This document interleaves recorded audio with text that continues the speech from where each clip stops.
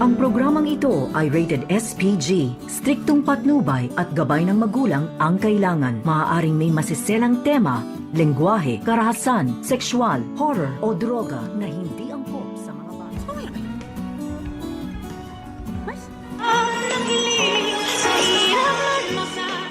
Narito na nga ang ating pagkaabangan ngayong Sabado sa Abot Kamay na Pangarap.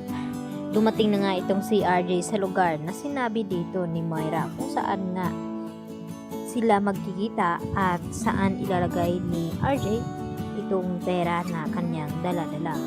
At pati na rin itong sina Regan at itong si Nurse Karen at Nurse Evan ay dumating na rin sa sinabing lugar dahil kinakailangan daw ni Annalyn ng tulong, kaya naman nag-disguise ang mga ito.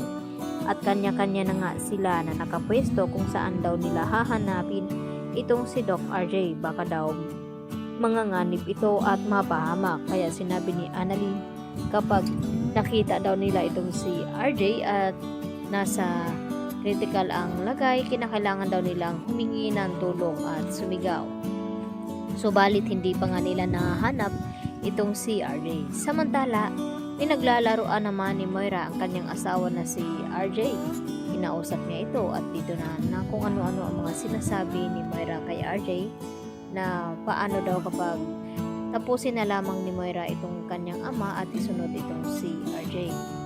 At tila nagdududa itong si RJ sa mga sinasabi ng kidnapper na iyon dahil kung ano-ano nga ang sinabi at parang kilalang kilala siya nito at nasabi nga niya na may asawa nga ito at kung ano ang gustong gawin sa kanyang asawa.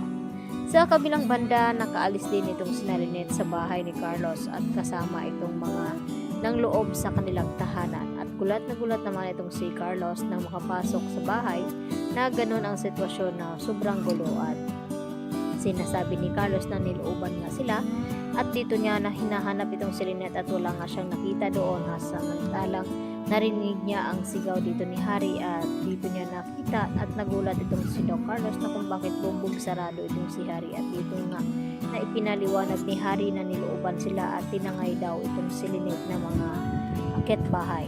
At dito na nag-alala ng gusto itong si Carlos kaya tumawag agad sila ng mga pulis upang imbestigahan ang mga pangyayari at kinakailangan nga daw mahanap nila agad ang asawa ni Carlos na si Lynette. At naroon nga sila sa bangko kung saan kukunin ni Lynette ang pera na kinakailangan ng mga hold-upper. Kapalit ang buhay dito ni Annalyn dahil binabantaan itong si Lynette na kapag magsusumbong itong si Lynette ay tiyak na idadamay daw nila itong si Annalyn. Kasamahan pala ni Dax ang kumukuha ng video habang nagkikita itong si Annalyn at itong si Doc Lindon Javier. At dito nga natakot itong si Lynette na baka mapano itong kanyang anak. Samantala dito naman sa kung saan nagkipagkita itong si RJ ay dito naman na nasa lubong dito ni Annalyn itong si Balahadja na nag-disguise bilang janitor at dito niya nga dinampot itong trash bag na pinaglalagyan ng pera ni RJ. Subalit hindi pa rin nakikita ngayon ni RJ ang kanyang ama na sinasabi ni Moira na nasa truck daw ng basura at bilis-bilisan daw ni RJ baka mamaya darating itong truck at hindi na niya maabutan ang kanyang ama. At nag-aalala naman itong si Giselle na baka iniisahan lamang itong si RJ ng kidnapper upang makuha ang pera, subalit hindi nila mailigtas ang kanilang ama at yun na nga ang nangyari dahil nakuha na nga ni Balahadja itong pera. At dito sinabi ni Balahadja kay Moira na nasa lubong daw niya itong si Annalyn.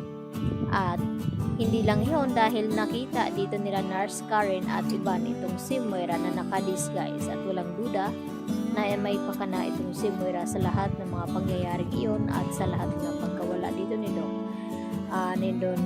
Don Pepe. Kaya agad nilang inireport ito kay RJ dahil naisahan nga itong si RJ at hindi nakuha at nailigtas itong si Don Pepe. Kaya yan po ang ating abangan bukas kung ano ang magiging kahinatnan na nabisto na nga ngayon itong si Moira na may pakana ng lahat. Yan lang po at marami pong salamat. Bye-bye!